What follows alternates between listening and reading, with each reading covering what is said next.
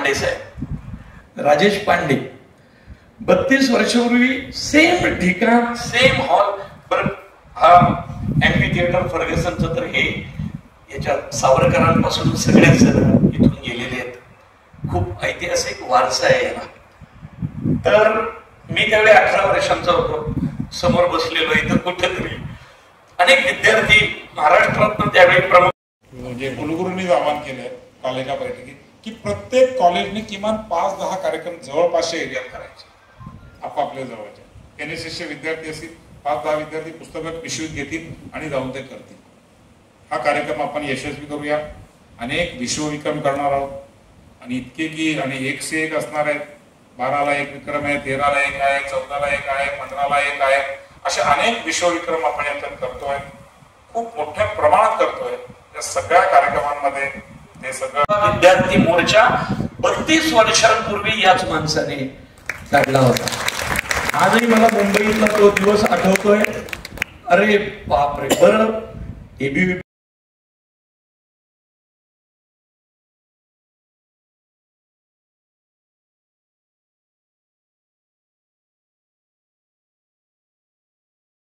नक्कीच ना इन्फोसिसची.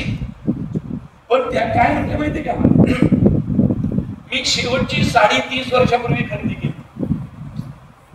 त्यांनी शेवटची साडी 30 वर्षांपूर्वी खरेदी केली. म्हटलं मॅडम सुधाजी असं का? त्या म्हटलं यासाठी, कारण मी माझ्याकडे जे पैसे, सुरेश कलमाडी, मी त्या माणसाचे कौतुक केलं पाहिजे. या शहराला मोठमोठ्या महोत्सवांची सवय कुणी लावली असेल तर सुरेश कलमाडी. म्हणजे काँग्रेसचा माणूस, पण त्याला पुणेकरांची ना नाडी कळली होती त्या माणसाला, आणि भारी पद्धतीने कळली होती. जास्त पुरस्कार हे त्या माणसाने, कारण त्यांचं म्हणणं होतं तू लिहितोस छान, तू बोलतोस छान. मला वक्तृत्व स्पर्धेसाठी मी मी शांतपणे काम करत राहिलो आणि त्यावेळेच्या मार्जिनने मी दाखवून दिलं की मी पुण्यातलाच आहे, कारण महाराष्ट्रामध्ये पहिल्या 6 मध्ये माझं मार्जिन आहे. 1,12,000चं मार्जिन.